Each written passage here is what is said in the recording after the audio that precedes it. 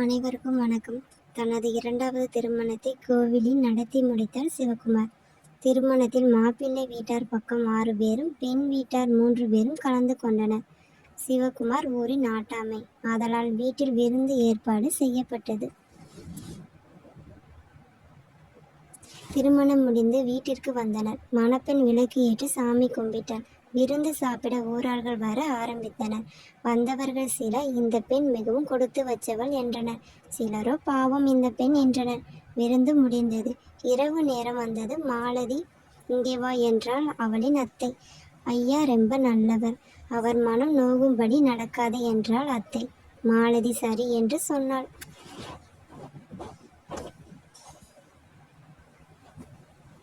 அவள் அறைக்குள் சென்றாள். வா மாலதி என்றார் சிவகுமார். மாலதி சிறு புன்னகையுடன் உள்ளே சென்றாள். சிவகுமார் பீரோலை திறந்தார். இது நிறைய சேலை நகை இருக்கு, உனக்கு தேவையானதை எடுத்துக்கோ என்றார். இல்லை, எனக்கு வேண்டாம் என்றாள் மாலதி. பீரோலை பூட்டி சாவி மாலதி கையிலே கொடுத்தார் சிவகுமார். மாலதிக்கு நெஞ்சு படபடவென துடித்தது. பயப்படாதே, நான் உன்கிட்ட பேசணும். எனக்கு வயது 58. என் மனைவி என்னை விட்டு பிரிந்து 20 ஆண்டுகள் ஆகின்றன. என்னுடைய அம்மா அப்பா எனக்கு மறுமணம் பண்ண சொன்னாங்க. நான் வேணாம் என்று மறுத்துட்டேன்.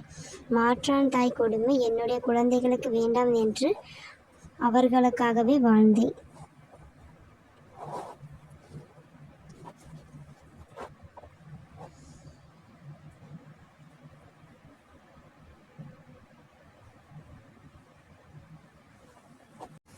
என்னுடைய மகன் மற்றும் மகள்களுக்கு திருமணம் முடிந்தது. மகள் கணவரோடு அவர் ஊரில் மும்பையில் வாழ்ந்து கொண்டிருக்கின்றாள். மகன் திருமணம் முடிந்து லண்டனில் குடும்பத்துடன் வாழ்கின்றான். இதுதான் என்னுடைய வாழ்க்கை. உன்னை பற்றி சொல் என்றார் சிவகுமார்.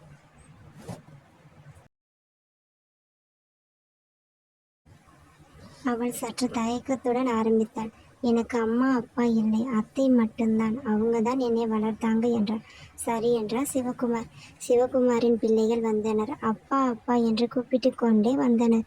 அவருக்கு பிள்ளைகள் சத்தம் கேட்கவே அறையிலிருந்து வெளியே வந்தார். உள்ளே வாங்க, உட்காருங்க உட்கார சொன்னார். நீங்க என்ன பண்ணி வச்சிருக்கீங்க? இந்த வயதில் கல்யாணமா? சொல்லுங்க அப்பா என்றனர் பிள்ளைகள். அதுவும் தங்கை வயதோட சின்ன பொண்ணாக இருக்காங்க என்றான் மகன்.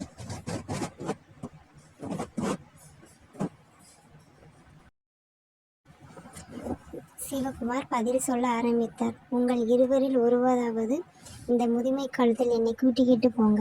இந்த பெண்ணை இப்போதே அனுப்பி விடுகிறேன் என்றார் அவர். ஒரு நாள் உடம்பு சரியில்லாமல் போக ஆஸ்பத்திரியில் கூட இருந்து கவனிக்க யாரும் இல்லை. வீட்டில் வேலை செய்பவர்கள் என்னை பார்த்து கொண்டார்கள். அப்போதுதான் நான் தனிமையை உணர்ந்தேன். உங்கள் அம்மா இறந்தப்ப கல்யாணம் பண்ண சொன்னாங்க. வேண்டாம் என உங்களை வளர்த்தேன் என்றார் சிவகுமார். பிள்ளைகளால் எதுவும் பேச முடியலை. சரி என்று சொல்லி கிளம்பினர்.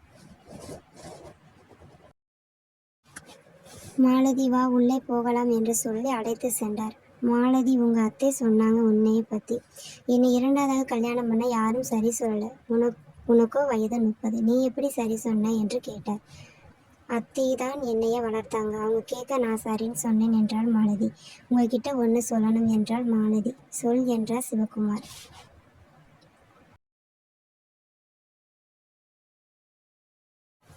நாங்கள் இருந்த வீட்டுக்கு பக்கத்தில் வசதியான வீட்டுக்கார பையன் என்னோட நட்பாக பழக ஆரம்பித்தேன். நான் பேசும்போதே நீங்கள் வசதி படைத்த வீட்டோட பையன், நாளை பின்ன ஏதாவது பிரச்சனையாகும் என்று சொன்னேன். கேட்கல. நான் போகும் இடமெல்லாம் வந்தான். ஊரில் அக்கம் பக்கத்தில் தவறாக பேச ஆரம்பித்தனர்.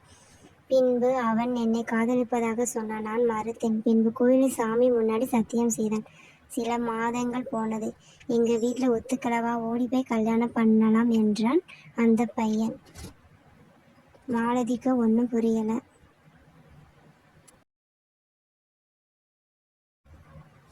நான் வேண்டாம், எங்கள் அத்தை கஷ்டப்பட்டு என்னை வளர்த்தாங்க, நான் வரமாட்டேன் என்றேன். உங்கள் வீட்டில் தெரிஞ்சால் நம்மளை பிரிச்சிடுவாங்க, நான் வரலை என்றேன். சத்தியமாக நான் உன்னை விட்டு போக மாட்டேன், என்னையே நம்பி வா என்று அழைத்து சென்றான். கல்யாணம் முடிந்தது. ஒரு ஹோட்டலில் ரூம் எடுத்து தங்கினோம். 2 நாட்களில் அவனோட அப்பா சில ஆட்களோடு வந்து என்னையே அடித்து தாலியை பிடுங்கி போட்டனர். அவனை அழைத்து சென்றனர். நான் என்ன செய்வதென்று தெரியாமல் அத்தையிடமே வந்தேன். அவனை நம்பியதற்கு தெருவிலே விட்டுட்டான். வசதியான வீட்டு பெண்ணை திருமணம் செய்து கொண்டான் என்றாள் மாலதி.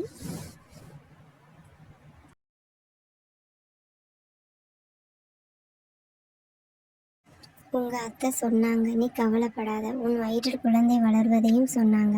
நான் உனக்கு நல்ல நண்பனாகவும் உன் குழந்தைக்கு நல்ல தந்தையாகவும் இருப்பேன். நான் வாழும் கடைசி காலம் வரை என்று சொன்னார் சிவகுமார். மாலதிக்கு அழகான பெண் குழந்தை பிறந்தது.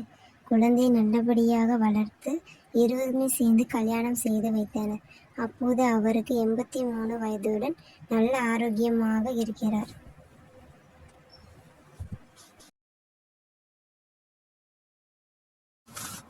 கணவன் மனைவி உறவு என்பது காம உணர்வுகளையும் தாண்டி அவர்கள் மனம் புரிந்த நல்ல நண்பனாகவும் அல்லது உனக்காக நானும் எனக்காக நீயும் வாழும் வாழ்க்கை சொர்க்கத்திற்கும் மேலானது. நன்றி. Please subscribe my channel.